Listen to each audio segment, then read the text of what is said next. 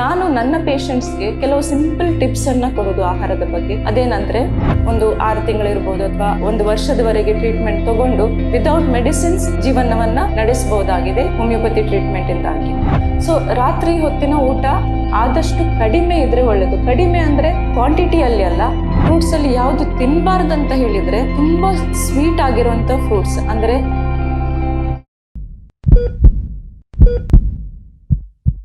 ಎಲ್ರಿಗೂ ನಮಸ್ಕಾರ. ನಾನು ಡಾಕ್ಟರ್ ಅಲ್ಫ್ರೀಡಾ ಪಿಂಟೋ. ಇವತ್ತಿನ ಈ ವಿಡಿಯೋದಲ್ಲಿ ನಾವು ಸಕ್ಕರೆ ಕಾಯಿಲೆ ಅಥವಾ ಡಯಾಬಿಟಿಸ್ ಅನ್ನ ಹೋಮಿಯೋಪತಿಯಲ್ಲಿ ಹೇಗೆ ನಿಭಾಯಿಸಬಹುದು, ಅದಕ್ಕೆ ಆಹಾರ ಮತ್ತು ವ್ಯಾಯಾಮದ ಪಾತ್ರ ಏನು ಎಂಬುದನ್ನ ತಿಳ್ಕೊಳ್ಳೋಣ. ಡಯಾಬಿಟಿಸ್ ಅಥವಾ ಸಕ್ಕರೆ ಕಾಯಿಲೆ, ರಕ್ತದಲ್ಲಿ ಸಕ್ಕರೆ ಜಾಸ್ತಿ ಆಗಿದೆ ಅಂತ ಹೇಳಿದ ತಕ್ಷಣ ಜನರು ಮೊದಲು ನೋಡ್ಕೊಳ್ಳೋದು ಅಲೋಪತಿಕ್ ಟ್ರೀಟ್ಮೆಂಟ್. ಅದನ್ನು ಸ್ವಲ್ಪ ಸಮಯ ತಗೊಂಡ ನಂತರ ಅದರಲ್ಲಿ ಏನಾದ್ರೂ ಒಳ್ಳೇದಾಗುದಿಲ್ಲ ಅಥವಾ ಕೆಲವರಿಗೆ ಆಗ್ತದೆ, ಕೆಲವರಿಗೆ ಅದರಲ್ಲಿ ಏನಾದ್ರೂ ಸೈಡ್ ಎಫೆಕ್ಟ್ಸ್ ಬರ್ತದೆ ಅಥವಾ ಅದರ ಡೋಸೇಜ್ ಹೆಚ್ಚೆಚ್ಚು ಆಗ್ತಾ ಹೋಗ್ತದೆ ಅಥವಾ ಅವರಿಗೆ ಕಾಂಪ್ಲಿಕೇಶನ್ಸ್ ಬರ್ಲಿಕ್ಕೆ ಸ್ಟಾರ್ಟ್ ಆಗ್ತದೆ. ಅಂತ ಸಂದರ್ಭದಲ್ಲಿ ಹೋಮಿಯೋಪತಿಗೆ ಅಥವಾ ಪರ್ಯಾಯ ಪದ್ಧತಿ ಅಥವಾ ಆಲ್ಟರ್ನೇಟಿವ್ ಸಿಸ್ಟಮ್ ಅನ್ನ ನೋಡ್ಲಿಕ್ಕೆ ಹೋಗ್ತಾರೆ.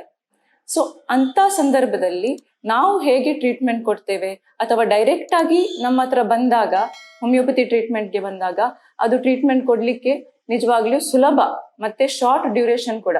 ಸ್ವಲ್ಪ ಸಮಯ ಹೋಮಿಯೋಪತಿ ಟ್ರೀಟ್ಮೆಂಟ್ ಅನ್ನ ಮಾಡಿ ಮತ್ತೆ ಒಂದು 6 ತಿಂಗಳಿರ್ಬೋದು ಅಥವಾ 1 ವರ್ಷದವರೆಗೆ ಟ್ರೀಟ್ಮೆಂಟ್ ತಗೊಂಡು ಮತ್ತೆ ಜೀವನ ಪರ್ಯಂತ ಔಷಧವಿಲ್ಲದೆ ವಿದೌಟ್ ಮೆಡಿಸಿನ್ಸ್ ಜೀವನವನ್ನ ನಡೆಸಬಹುದಾಗಿದೆ ಹೋಮಿಯೋಪತಿ ಟ್ರೀಟ್ಮೆಂಟ್ ಇಂದಾಗಿ. ಹಾಗೆ ಬೇರೆ ಟ್ರೀಟ್ಮೆಂಟ್ ಅನ್ನು ತಗೊಂಡು ನಮ್ಮ ಹತ್ರ ಬಂದವರಿಗೆ ನಾವೇನ್ ಮಾಡ್ತೇವೆ ಅಂದ್ರೆ, ಒಮ್ಮೆಲೆ ಆ ಮೆಡಿಸಿನ್ ಅನ್ನ, ಆ ಟ್ರೀಟ್ಮೆಂಟ್ ಅನ್ನ ಸ್ಟಾಪ್ ಮಾಡ್ಲಿಕ್ಕೆ ಆಗುದಿಲ್ಲ.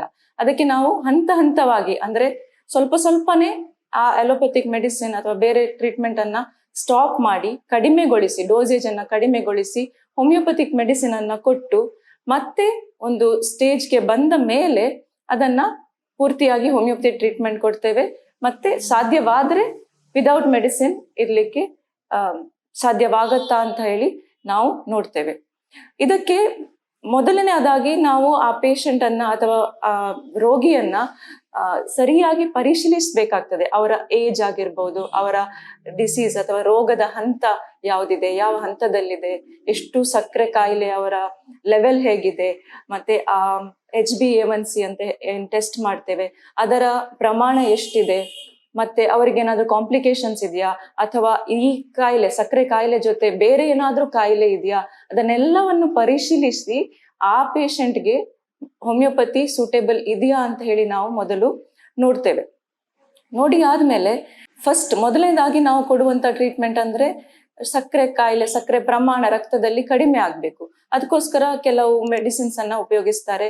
ಸ್ಪೆಷಲಿ ಮದರ್ ಟಿಂಕ್ಚರ್ಸ್ ಅಂತ ಹೇಳ್ತಾರೆ ಹೋಮಿಯೋಪತಿಯಲ್ಲಿ. ಅದಕ್ಕೆ ಅದು ಸೈಜಿಜಿಯಂ ಜಂಬೋಲಿನಮ್ ಅಂತ ಒಂದಿದೆ, ಮತ್ತೆ ಸೆಫೆಲಾಂಡ್ರಾ ಇಂಡಿಕಾ ಇದೆ, ಜಿಮ್ನೆಮಾ ಸಿಲ್ವೆಸ್ಟ್ರಾ ಅಂತ ಒಂದು ಮೆಡಿಸಿನ್ ಇದೆ. ಹಾಗೆ ಬೇರೆ ಬೇರೆ ಮೆಡಿಸಿನ್ಸ್ ಇದೆ. ಮತ್ತೆ ಕೆಲವು ಟ್ರೈಚುರೇಷನ್ಸ್ ಅಂತ ಏನ್ ಹೇಳ್ತೇವೆ ನಾವು, ಯುರಾನಿಯಂ ನೈಟ್ರಿಕಮ್ ಅಂತ ಹೇಳಿ ಒಂದು ಮದ್ದು ಕೊಡ್ತಾರೆ. ಮತ್ತೆ ಈ ಇನ್ಸುಲಿನ್ ಇಂದಲೇ ತಯಾರಿಸಿದಂತ ಮದ್ದು, ಅದು ಹೋಮಿಯೋಪತಿಕ್ ರೀತಿಯಲ್ಲಿ ಅಂದ್ರೆ ಪೊಟೆಂಟೈಸೇಷನ್ ಅಂತ ಒಂದು ವಿಶೇಷ ಪ್ರಾಸೆಸ್ ಇದೆ.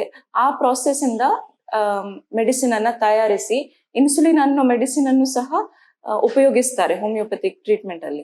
ಸೊ ಇದು ಒಂದು ಬಗೆಯ ಟ್ರೀಟ್ಮೆಂಟ್.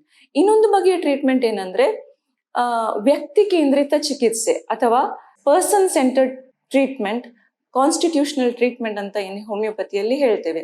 ಇದು ಏನಂದ್ರೆ ಆಯಾ ವ್ಯಕ್ತಿಗೆ ಸೂಟೇಬಲ್ ಆದಂತ ಮದ್ದು ಕೊಡೋದು. ಅದು ಹೇಗೆ ಅಂದ್ರೆ, ಆ ವ್ಯಕ್ತಿಯ ಎಲ್ಲಾ ರೀತಿಯ ಗುಣಲಕ್ಷಣಗಳನ್ನು, ಅಂದ್ರೆ ಮಾನಸಿಕ ಗುಣಲಕ್ಷಣ ಇರ್ಬೋದು, ದೈಹಿಕ ಫಿಸಿಕಲ್ ಇರ್ಬೋದು, ಅಥವಾ ಮತ್ತೆ ರೋಗಕ್ಕೆ ಸಂಬಂಧಪಟ್ಟ ಗುಣಲಕ್ಷಣಗಳಿರ್ಬೋದು, ಮತ್ತೆ ಅವರ ಪರಿಸರದ ಗುಣಲಕ್ಷಣಗಳು, ಮತ್ತೆ ಅವರು ರೋಗಿ ಆಗುವ ಮುಂಚೆ ಅಂದ್ರೆ ಪ್ರೀ ಮಾರ್ಬಿಡ್ ಸ್ಟೇಟ್, ಅವರ ಆ ಎಲ್ಲ ಗುಣಲಕ್ಷಣಗಳನ್ನು ಪರಿಗಣಿಸಿ ಆ ವ್ಯಕ್ತಿಗೆ ತಕ್ಕಂತಹ ಮೆಡಿಸಿನ್ ನಾವು ಕೊಡ್ತೇವೆ. ಸೊ ಇದು ಕಾನ್ಸ್ಟಿಟ್ಯೂಷನಲ್ ಟ್ರೀಟ್ಮೆಂಟ್ ಅಂತ ಹೇಳ್ತಾರೆ. ಸೊ ಇದರಿಂದ ಏನ್ ಪ್ರಯೋಜನ ಅಂದ್ರೆ, ಇದು ಬರೀ ಶುಗರ್ ಲೆವೆಲ್ ಅನ್ನ ಕಡಿಮೆ ಮಾಡುದು, ರಕ್ತದಲ್ಲಿ ಶುಗರ್ ಇದ್ದದನ್ನ ಕಡಿಮೆ ಮಾಡುದು ಮಾತ್ರವಲ್ಲ, ಇದು ರೋಗದ ಮೂಲ ಅಂದ್ರೆ ರೂಟ್ ಕಾಸ್ ಅಂತ ಏನ್ ಹೇಳ್ತೇವೆ ಅದನ್ನ ಸರಿಪಡಿಸಿ, ಅದನ್ನ ಹೇಗೆ ಸರಿಪಡಿಸುದಂದ್ರೆ ನಮ್ಮ ದೇಹದಲ್ಲಿನ ಶಕ್ತಿಯನ್ನೇ ಹೆಚ್ಚಾಗಿಸಿ ನಮ್ಮ ದೇಹವೇ ಸೆಲ್ಫ್ ಹೀಲಿಂಗ್ ಅಂತ ಹೇಳ್ತಾರೆ. ನಮ್ಮ ದೇಹವೇ ನಮ್ಮ ಕಾಯಿಲೆಯನ್ನ ಗುಣಪಡಿಸುವಂತ ಶಕ್ತಿಯನ್ನ ಹೆಚ್ಚಿಸುತ್ತದೆ ಈ ಹೋಮಿಯೋಪತಿಕ್ ಮೆಡಿಸಿನ್ಸ್. ಸೊ ಇದು ಟ್ರೀಟ್ಮೆಂಟ್ ಇಂದಾಗಿ ಆಯ್ತು. ಇನ್ನೊಂದು ತರದ ಟ್ರೀಟ್ಮೆಂಟ್, ಇನ್ನೊಂದು ತರದ ಪ್ರಯೋಜನ ಏನಿದೆ ಅಂದ್ರೆ ಹೋಮಿಯೋಪತಿಕ್ ಮೆಡಿಸಿನ್ ಅಲ್ಲಿ, ಇದು ಕಾಯಿಲೆ ಗುಣಪಡಿಸುವುದು ಮಾತ್ರವಲ್ಲ, ಇದರಿಂದ ಇದು ಕಾಯಿಲೆ ಹೆಚ್ಚಾಗದಂತೆ ಮತ್ತೆ ಇದರಿಂದ ಆಗುವ ಕಾಂಪ್ಲಿಕೇಶನ್ಸ್ ಅನ್ನ ತಡೆಗಟ್ತದೆ. ಸೊ ಒಂದು ಲೆವೆಲ್ ಅಲ್ಲಿ, ಯಾವ ಲೆವೆಲ್ ಅಲ್ಲಿ ಆ ಕಾಯಿಲೆ ಇದೆ ಅದೇ ಲೆವೆಲ್ ಅಲ್ಲಿ ಅದನ್ನ ಇಟ್ಕೊಳ್ಬಹುದು, ಮತ್ತೆ ಹೆಚ್ಚಾಗದಂತೆ ಕಾಂಪ್ಲಿಕೇಶನ್ಸ್ ಎಲ್ಲ ತಡೆಗಟ್ಬಹುದು. ಕಾಂಪ್ಲಿಕೇಶನ್ಸ್ ಅಂದ್ರೆ ನಮ್ಗೆ ಗೊತ್ತಿರ್ಬೋದು, ಸಕ್ಕರೆ ಕಾಯಿಲೆ, ತುಂಬಾ ಟೈಮ್ ಇಂದ ಸಕ್ಕರೆ ಕಾಯಿಲೆ ಇದ್ದವರಿಗೆ ಕಣ್ಣಿನ ಸಮಸ್ಯೆ ಬರ್ತದೆ, ಕಿಡ್ನಿ ಸಮಸ್ಯೆ ಬರ್ತದೆ, ನರ್ವ್ಸ್ ಪೆರಿಫೆರಲ್ ನ್ಯೂರೋಪತಿ ಅಂತ ಹೇಳ್ತೇವೆ, ಅದರ ಸಮಸ್ಯೆ ಬರ್ತದೆ. ಸೊ ಇದನ್ನೆಲ್ಲ ಮೊದಲೇ ತಡೆಗಟ್ಟಬಹುದು ನಾವು. ಅದೆಲ್ಲ ಬಾರದಾಗಿ ಹೋಮಿಯೋಪತಿಯಲ್ಲಿ ನಾವು ಚಿಕಿತ್ಸೆ ಕೊಡಬಹುದು. ಸೊ ಇದು ಇಷ್ಟು ಚಿಕಿತ್ಸೆಯ ಬಗ್ಗೆ ಆಯ್ತು. ಇನ್ನು ನಾವು ಆಹಾರ ಮತ್ತೆ ವ್ಯಾಯಾಮದ ಬಗ್ಗೆ ಸ್ವಲ್ಪ ಮಾತಾಡೋದಾದ್ರೆ, ನಾನು ನನ್ನ ಪೇಷಂಟ್ಸ್ಗೆ ಕೆಲವು ಸಿಂಪಲ್ ಟಿಪ್ಸ್ ಅನ್ನ ಕೊಡೋದು ಆಹಾರದ ಬಗ್ಗೆ. ಅದೇನಂದ್ರೆ, ಮೊದಲನೇದಾಗಿ ಆಹಾರವನ್ನ ಮಿತಿಯಾಗಿ ತಗೊಳ್ಬೇಕು. ಮಿತವಾಗಿ ತಗೊಂಡ ಆಹಾರ ಅದು ಅಮೃತದಂತೆ. ಸೊ ನಾನು ನನ್ನ ಪೇಷಂಟ್ಸ್ಗೆ ಹೇಳುವುದೇನಂದ್ರೆ, ಯಾವುದೇ ಆಹಾರ ತಗೊಳ್ಳುವಾಗ ಹೊಟ್ಟೆ ತುಂಬಾ ಊಟ ಮಾಡೋದಲ್ಲ, ಅದನ್ನ ಸ್ವಲ್ಪ ಕಡಿಮೆ ತಗೊಳ್ಬೇಕು. ಮತ್ತೆ ಸ್ಪೆಷಲಿ ಡಯಾಬಿಟಿಕ್ ಇರುವವರು ಸ್ಪ್ಲಿಟ್ ಡಯಟ್ ಅಂತ ಹೇಳ್ತಾರೆ. ಫಾರ್ ಎಕ್ಸಾಂಪಲ್, ಬೆಳಿಗಿನ ಆಹಾರಕ್ಕೆ ಅವರು ಒಂದು 4 ಚಪಾತಿ ಅಥವಾ 3 ದೋಸೆ ಆ ತರ ತಿನ್ನೋದಾದ್ರೆ ಅದನ್ನು ಸ್ವಲ್ಪ ಕಡಿಮೆ ಮಾಡಿ, ಅದನ್ನು ಅರ್ಧ ಮಾಡಿ 10 ಗಂಟೆಗೆ ಇನ್ನೊಂದು ಸ್ವಲ್ಪ ಏನಾದ್ರೂ ತಗೊಳ್ಳೋದು. ಸ್ಪೆಷಲಿ 10 ಗಂಟೆಗೆ ಒಂದು ಡ್ರೈ ಫ್ರೂಟ್ಸ್ ಇರ್ಬೋದು, ಒಂದು ಫ್ರೂಟ್ ಇರ್ಬೋದು, ಅಥವಾ ಯಾವ್ದಾದ್ರು ಸೂಪ್ ಇರ್ಬೋದು, ಆ ತರ ತಗೊಳ್ಬೇಕು. ಇದು 10 ಗಂಟೆಗೆ ಇನ್ನೊಂದು ಆಹಾರ ತಗೊಳ್ಳೋದು. ಮತ್ತೆ ಮಧ್ಯಾಹ್ನದ ಊಟ, ಮತ್ತೆ ಸಂಜೆ ಹೊತ್ತಿಗೆ ಮತ್ತೊಂದು ಸ್ನ್ಯಾಕ್ ಅಂತ ಹೇಳಿದ್ರೆ ಎಣ್ಣೆಯಲ್ಲಿ ಕರ್ದದ್ದ ಪದಾರ್ಥ ಆ ತರದ್ದಲ್ಲ. ಸ್ನ್ಯಾಕ್ ಅಂತ ಹೇಳಿದ್ರೆ ಹೆಲ್ದಿ ಸ್ನ್ಯಾಕ್ಸ್. ಅಲ್ಲಿ ಸಹ ನಟ್ಸ್ ತಗೊಳ್ಬಹುದು, ಡ್ರೈ ಫ್ರೂಟ್ಸ್ ತಗೊಳ್ಬಹುದು, ಸ್ಮೂದೀಸ್ ಅಂತ ಹೇಳ್ತಾರೆ, ಅದನ್ನ ತಗೊಳ್ಬಹುದು. ಲೋ ಫ್ಯಾಟ್ ಇರುವಂತದ್ದು ಅದನ್ನ ತಗೊಳ್ಬಹುದು, ಮತ್ತೆ ಫ್ರೂಟ್ಸ್ ತಗೊಳ್ಬಹುದು, ಮತ್ತೆ ಸೂಪ್ಸ್ ತಗೊಳ್ಬಹುದು. ಹಾಗೆ ಸಂಜೆ ಹೊತ್ತಿಗೆ ಮತ್ತೆ ರಾತ್ರಿ ಹೊತ್ತಿನ ಊಟ. ಸೊ ರಾತ್ರಿ ಹೊತ್ತಿನ ಊಟಕ್ಕೆ ಇನ್ನೊಂದು ಕ್ರಮ ಇದೆ. ಅದೇನಂದ್ರೆ, ರಾತ್ರಿ ಆದಷ್ಟು ಬೇಗ ಊಟ ಮಾಡೋದು. ಅಂದ್ರೆ 8 ಗಂಟೆಯ ಮೊದಲೇ ಆ ಊಟನ ಮುಗಿಸಿ ಬಿಡ್ಬೇಕು. ಊಟ ಮಾಡಿದ ತಕ್ಷಣ ಮಲಗ್ಲಿಕ್ಕೆ ಹೋಗೋದಲ್ಲ. ಅಲ್ಲಿ ಒಂದು 2-3 ಗಂಟೆಯ ಗ್ಯಾಪ್ ಕೊಟ್ರೆ ತುಂಬಾ ಒಳ್ಳೇದು. ಸೊ ರಾತ್ರಿ ಹೊತ್ತಿನ ಊಟ ಆದಷ್ಟು ಕಡಿಮೆ ಇದ್ರೆ ಒಳ್ಳೇದು. ಕಡಿಮೆ ಅಂದ್ರೆ ಕ್ವಾಂಟಿಟಿಯಲ್ಲಿ ಅಲ್ಲ, ಈ ಶುಗರ್ನ ಕ್ವಾಂಟಿಟಿಯಲ್ಲಿ. ಈಗ ನಮ್ಗೆ ತಿಳಿದಿದೆ, ಊಟದಲ್ಲಿ, ಆಹಾರದಲ್ಲಿ ಬೇರೆ ಬೇರೆ ಅಂಶಗಳಿರುತ್ತೆ. ನಾವು ತಿನ್ನುವಂತ ಆಹಾರದಲ್ಲಿ ಕಾರ್ಬೋಹೈಡ್ರೇಟ್ಸ್ ಇರ್ತದೆ, ಪ್ರೋಟೀನ್ಸ್ ಇರ್ತದೆ, ಫ್ಯಾಟ್ಸ್ ಇರ್ತದೆ, ವಿಟಮಿನ್ಸ್ ಇರ್ತದೆ, ಮಿನರಲ್ಸ್ ಇರ್ತದೆ, ಇಂಥ ಬೇರೆ ಬೇರೆ ಅಂಶಗಳಿರ್ತವೆ. ಸೊ ಅದರಲ್ಲಿ ಈ ಶುಗರ್ ಪೇಷಂಟ್ಸ್ ಅಥವಾ ಸಕ್ಕರೆ ಕಾಯಿಲೆ ಅವರಿಗೆ ತುಂಬಾ ಪ್ರಾಬ್ಲಮ್ ಆಗುವುದಂದ್ರೆ ಕಾರ್ಬೋಹೈಡ್ರೇಟ್ಸ್ ಮತ್ತೆ ಫ್ಯಾಟ್ಸ್. ಸೊ ಅದನ್ನ ಆದಷ್ಟು ಕಡಿಮೆ ತಿನ್ಬೇಕು. ಸ್ಪೆಷಲಿ ರಾತ್ರಿ ಹೊತ್ತಿನ ಊಟದಲ್ಲಿ ಕಾರ್ಬೋಹೈಡ್ರೇಟ್ಸ್ ನ ಕಂಪ್ಲೀಟ್ ಬಂದ್ ಮಾಡಿದ್ರು ಪರವಾಗಿಲ್ಲ. ಯಾಕೆಂದ್ರೆ ರಾತ್ರಿ ಹೊತ್ತು ನಮ್ಗೆ ಅಷ್ಟು ಎನರ್ಜಿ ಅಥವಾ ಕ್ಯಾಲೋರೀಸ್ ನ ಅವಶ್ಯಕತೆ ಇರೋದಿಲ್ಲ.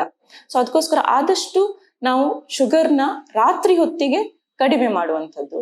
ಮತ್ತೆ ಉಳಿದಂತೆ ಅದನ್ನ ಸಪ್ಲಿಮೆಂಟ್ ಮಾಡ್ಲಿಕ್ಕೆ ಈ ತರಕಾರಿ ಮತ್ತೆ ಫ್ರೂಟ್ಸ್ ಅದನ್ನ ಸ್ವಲ್ಪ ಜಾಸ್ತಿಯಾಗಿ ತಗೊಳ್ಬಹುದು. ಫ್ರೂಟ್ಸ್ ಆಯ್ಕೆ ಮಾಡುವಾಗ್ಲೂ ಹಾಗೆ, ಯಾವುದು ಲೋ ಗ್ಲೈಸಿಮಿಕ್ ಇಂಡೆಕ್ಸ್ ಅಂದ್ರೆ ಕಡಿಮೆ ಶುಗರ್ ಕೊಡ್ತದ ಅಂತ ಫ್ರೂಟ್ಸ್ ಅನ್ನ ತಿನ್ಬೇಕು. ಸೊ ಫ್ರೂಟ್ಸ್ ತಿನ್ನುವಾಗ್ಲೂ ದಿನದಲ್ಲಿ 4 ಫ್ರೂಟ್ ಡಯಾಬಿಟಿಕ್ ಇರುವವರು ತಿನ್ನುವುದಂತ ಅಲ್ಲ.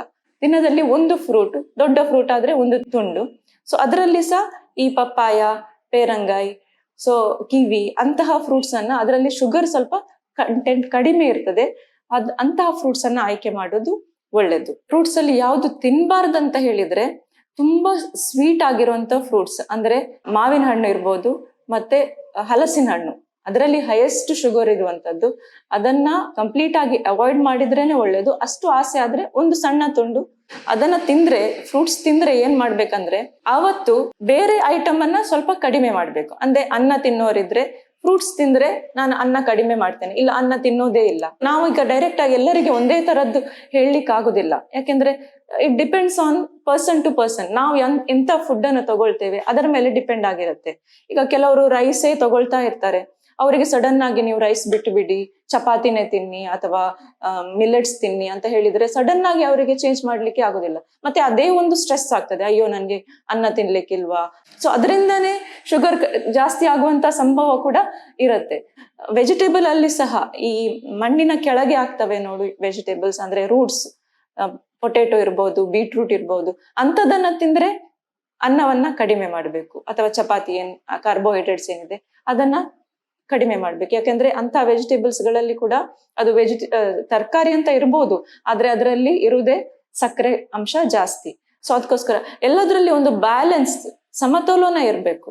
ಸೊ ಈವನ್ ಎಕ್ಸಸೈಸ್ ಮಾಡುವಾಗ್ಲೂ ಯಾರು ಹೆಚ್ಚು ಎಕ್ಸಸೈಸ್ ಮಾಡ್ಬೇಕು, ಯಾರು ಕಡಿಮೆ ಎಕ್ಸಸೈಸ್ ಮಾಡ್ಬೇಕು ಅದು ಸಹ ಇದೆ. ಮತ್ತೆ ಫುಡ್ ಮತ್ತೆ ಎಕ್ಸಸೈಸ್ ಬ್ಯಾಲೆನ್ಸ್ಡ್ ಆಗಿರ್ಬೇಕು. ಯಾಕೆಂದ್ರೆ ಯಾರು ಹೆಚ್ಚು ಶ್ರಮ ಪಟ್ಟು ಕೆಲಸ ಮಾಡ್ತಾರೋ, ಫಿಸಿಕಲ್ ಆಕ್ಟಿವಿಟಿ ಯಾರಿಗೆ ಹೆಚ್ಚಿದೆಯೋ ಅವರು ಸ್ವಲ್ಪ ಜಾಸ್ತಿ ಫುಡ್ ತಿಂದ್ರೆ ಪರವಾಗಿಲ್ಲ. ಅದೇ ಕೂತ್ಕೊಂಡು ಕೆಲಸ ಮಾಡುವವರು, ಆಫೀಸ್ ಅಲ್ಲಿ ಕೆಲಸ ಮಾಡುವವರು, ಅವರಿಗೆ ಎಕ್ಸಸೈಸ್ ಕಡಿಮೆ. ಸೊ ಅವರ ಕೆಲಸಕ್ಕೆ ತಕ್ಕಂತೆ ಫುಡ್ ತಿನ್ಬೇಕು. ಫುಡ್ ಅಂದ್ರೆ ಮೇನ್ಲಿ ಕಾರ್ಬೋಹೈಡ್ರೇಟ್ಸ್ ಮತ್ತೆ ಫ್ಯಾಟ್ಸ್ ನಾನು ಹೇಳುದು. ವಿಟಮಿನ್ಸ್, ಮಿನರಲ್ಸ್ ಇರುವಂತ, ಪ್ರೋಟೀನ್ಸ್ ಇರುವಂತ ಫುಡ್ ಎಲ್ಲರಿಗೆ ಬೇಕೇ ಬೇಕು. ಯಾಕೆಂದ್ರೆ ನಮ್ಗೆ ಇಮ್ಯೂನ್ ಸಿಸ್ಟಮ್ ನಮ್ದು ಸರಿಯಾಗಿ ಕೆಲಸ ಮಾಡುವುದಕ್ಕೆ, ನಮ್ಮ ಸೆಲ್ಸ್ಗೆ, ಎನರ್ಜಿಗೆ ಎಲ್ಲದಕ್ಕೆ ಕೆಲವು ಐಟಮ್ಸ್ ಬೇಕೇ ಬೇಕು. ವಿಟಮಿನ್ಸ್, ಮಿನರಲ್ಸ್ ಮತ್ತೆ ಪ್ರೋಟೀನ್ಸ್ ಬೇಕು. ಸೊ ಅದೇ ನಾವು ಕಾರ್ಬೋಹೈಡ್ರೇಟ್ಸ್ ಮತ್ತೆ ಫ್ಯಾಟ್ಸ್ ಅಂತ ಹೇಳುವಾಗ ಅದು ನಮ್ಮ ಕೆಲಸಕ್ಕೆ ತಕ್ಕಂತೆ ನಾವು ಆಹಾರವನ್ನ ಸೇವಿಸ್ಬೇಕು. ಸೊ ವ್ಯಾಯಾಮ ಅಂತ ಹೇಳುವಾಗ ಬೆಸ್ಟ್ ವ್ಯಾಯಾಮ ಅಂದ್ರೆ ವಾಕಿಂಗ್, ನಡೆಯೋದು. ಸೊ ದಿನಕ್ಕೆ ಒಂದು ಅರ್ಧ ಗಂಟೆಯಿಂದ 3/4 ಗಂಟೆ ತನಕ ಸ್ಪೀಡ್ ಆಗಿ ವಾಕ್ ಮಾಡಿ, ತುಂಬಾ ಸ್ಪೀಡ್ ಅಲ್ಲ, ಬ್ರಿಸ್ಕ್ ವಾಕ್ ಅಂತ ಹೇಳ್ತಾರೆ, ತುಂಬಾ ಸ್ಲೋನು ಅಲ್ಲ, ಬ್ರಿಸ್ಕ್ ವಾಕ್, ಅದನ್ನ ಮಾಡೋದು ಉತ್ತಮ ಎಕ್ಸಸೈಸ್. ಬೇರೆ ನಮ್ಗೆ ಬೇಕಾದಂತ ಎಕ್ಸಸೈಸ್ ಅನ್ನ ನಾವು ಚೂಸ್ ಮಾಡ್ಬೋದು. ಕೆಲವರಿಗೆ ಈ ಏರೋಬಿಕ್ಸ್ ಮಾಡೋದು ಇಷ್ಟ ಇರ್ತದೆ, ಕೆಲವರಿಗೆ ಯೋಗ ಮಾಡೋದು ಇಷ್ಟ ಇರ್ತದೆ. ಸೊ ಅದನ್ನು ಅವರವರ ಇಷ್ಟದ ಪ್ರಕಾರ ಎಕ್ಸಸೈಸ್ ಬೇರೆ ಮಾಡ್ಬೋದು. ಬಟ್ ಬೆಸ್ಟ್ ಅಂದ್ರೆ ನಾನು ಹೇಳುದು ವಾಕಿಂಗ್. ಸೊ ಇದು ಇಷ್ಟು ಆಹಾರ, ವ್ಯಾಯಾಮ ಮತ್ತೆ ಹೋಮಿಯೋಪತಿಕ್ ಟ್ರೀಟ್ಮೆಂಟ್ ಬಗ್ಗೆ, ಈ 3 ಅಂಶಗಳು.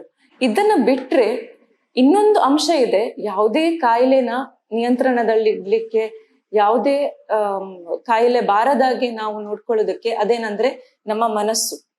ಸೊ ಮೈಂಡ್ ಮತ್ತೆ ಬಾಡಿಗೆ ಒಂದು ಕನೆಕ್ಷನ್ ಇದೆ. ಸೊ ಯಾವಾಗ ನಮ್ಮ ಮನಸ್ಸು ಸಮತೋಲನದಲ್ಲಿರ್ತದೋ, ಬ್ಯಾಲೆನ್ಸ್ಡ್ ಆಗಿರ್ತದೋ, ಆಗ ಕಾಯಿಲೆ ಬರೋದು ಇಲ್ಲ.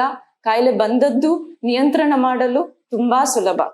ಸೊ ನಮ್ಮ ಮನಸ್ಸನ್ನ ನಾವು ಹತೋಟಿಯಲ್ಲಿ ಇಟ್ಕೊಳ್ಳುವ, stress one of the main cause ಡಿಸೀಸ್ಗೆ ಇತ್ತೀಚೆಗಿನ ಕಾಲದಲ್ಲಿ. ಸೊ ಸ್ಟ್ರೆಸ್ ಅನ್ನ ಸರಿಯಾದ ರೀತಿಯಲ್ಲಿ ಮ್ಯಾನೇಜ್ ಮಾಡ್ಲಿಕ್ಕೆ ನಾವು ಕಲಿಬೇಕು. ಸೊ ಸ್ಟ್ರೆಸ್ ಮಾತ್ರವಲ್ಲದೆ ಕೋಪ, ಕಾಮ, ದ್ವೇಷ, ಹೇಟ್ರೆಡ್ ಅಂತ ಹೇಳ್ತೇವೆ ಅದು, ಮತ್ತೆ ಅತಿ ಆಸೆ. ಸೊ ಅದನ್ನೆಲ್ಲ ಬಿಟ್ಟು ಎಲ್ಲದರಲ್ಲಿ ಒಂದು ಒಳ್ಳೆಯದನ್ನ ಬಯಸೋಣ, ಒಳ್ಳೆಯದನ್ನ ಮಾಡೋಣ, ಒಳ್ಳೆಯದನ್ನ ಯೋಚಿಸೋಣ. ಸೊ ಇದರಿಂದ ಯಾವುದೇ ಕಾಯಿಲೆಯನ್ನ ದೂರವಿಡಬಹುದು, ಕಾಯಿಲೆ ಬಂದದ್ದನ್ನ ನಿಯಂತ್ರಿಸಲು ತುಂಬಾ ಸುಲಭವಾಗ್ತದೆ.